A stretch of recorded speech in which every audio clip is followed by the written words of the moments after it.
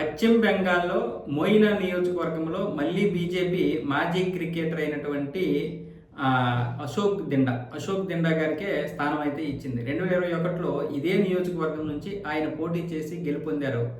మళ్ళీ ఇప్పుడు ఈ నియోజకవర్గానికి చాలామంది పోటీ పడిన బీజేపీ మాత్రం ఇక్కడ మళ్ళీ ఆయన్నే నిల్చోబెడుతుంది.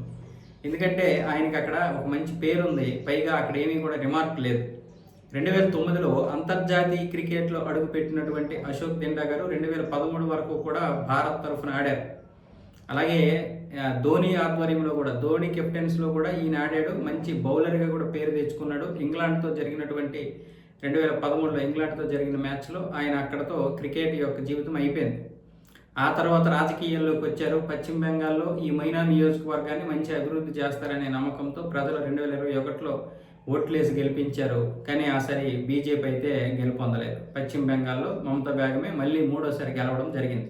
మళ్ళీ ఇప్పుడు 4వసారి గెలవడం కోసం ఆమె తీవ్ర ప్రయత్నాలు చేస్తుంది. బీజేపీ వ్యూహాత్మకంగా ఒక్కొక్క నియోజకవర్గంలో ఎలాంటి వారిని నిల్చోబెడితే ఇక్కడ ప్రభావం చూపిస్తారు. పార్టీ ప్రభావం ఉంటుంది, కానీ వ్యక్తుల యొక్క ప్రభావం కూడా ఉండాలి. అది కూడా కీలకమే. అందుకే ఆచితూచి వ్యవహరిస్తూ అక్కడ టికెట్లు ఇస్తుంది. ఇప్పటికే పశ్చిమ బెంగాల్లో మమతా బేగం తన యొక్క 291 నియోజకవర్గాలకి సీట్లు కేటాయించేసింది. ఇంకొక పార్టీ ఏదో పొత్తు పెట్టుకుంటే ఆ పార్టీకి అటువైపు డార్జిలింగ్ అవతల ఏదో ఉంటే అక్కడ ఒక 3 స్థానాలు ఇచ్చింది ఆ పార్టీకి. మొత్తం 294 స్థానాలకు గాను 291 స్థానాల్లో ఇప్పుడు టీఎంసీ అయితే సీట్లు పంచేసింది. 74 మందికి ఉద్వాసన పలికింది. అంటే కొత్త వారికి అవకాశం ఇచ్చే ఉద్దేశంతో ఈ పాత వారిని తీసేసింది. 3 సార్లు వరుసగా గెలిచారంట, మళ్ళీ 4వసారి వీళ్ళు గెలవరని.